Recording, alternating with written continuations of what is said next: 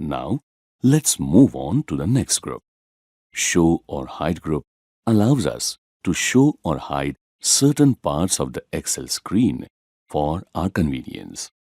Checking the ruler box gives you a choice of hiding the rulers that appear at the top of the document.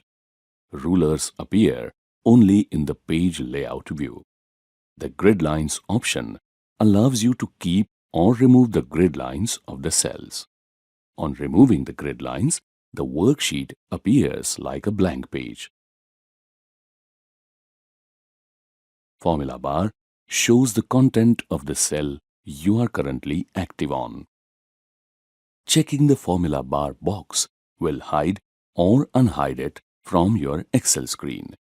Checking the headings box in the View tab hides or unhides the headings of the rows and columns. Excel 2019 is all about your convenience, isn't it?